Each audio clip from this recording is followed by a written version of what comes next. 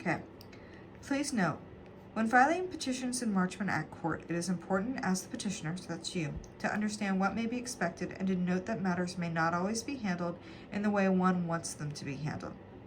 This is a court, and there are certain laws and procedures that must be followed.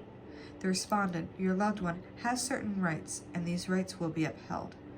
1. Please make sure that all information provided is true and correct. All the information observations in the petition, so this document, must be from first-hand knowledge.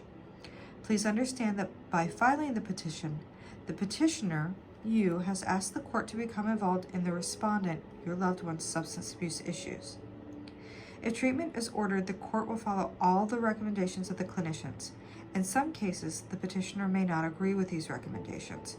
And if that happens, you can actually request a second opinion, but you have to get your loved one through the door of that agency. And the folks that do those second opinions, if you can talk your loved one into going to get one, is going to be Riverside Recovery, Z Summit, Turning Point, Phoenix House, The Cove, Axe, and Salvation Army.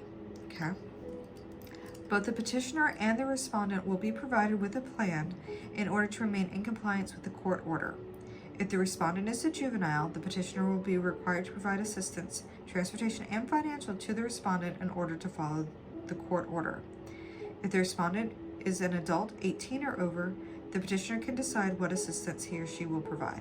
So this is saying if you file this on a minor, that you are going to be responsible for getting them to their treatment, and you are going to be responsible financially for their treatment. So you might want to double check with your insurance company and make sure whatever services are being requested are covered.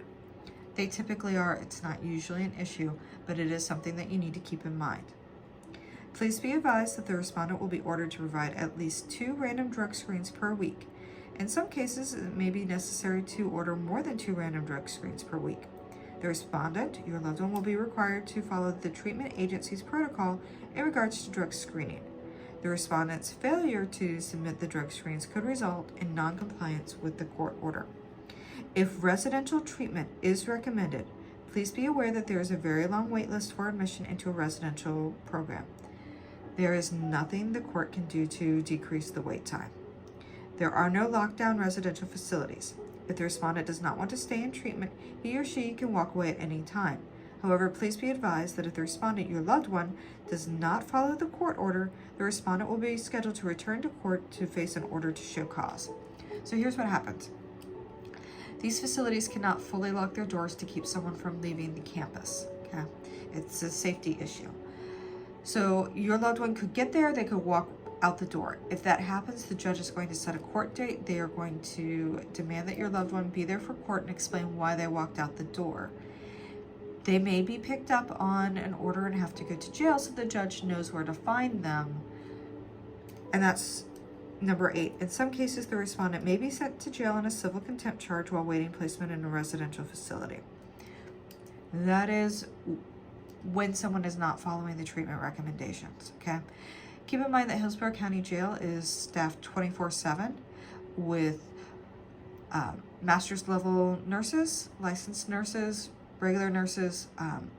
They are staffed 24/7 with licensed mental health therapists. They have on staff psychiatrists and psychologists. They also do offer some substance abuse treatment in the pods.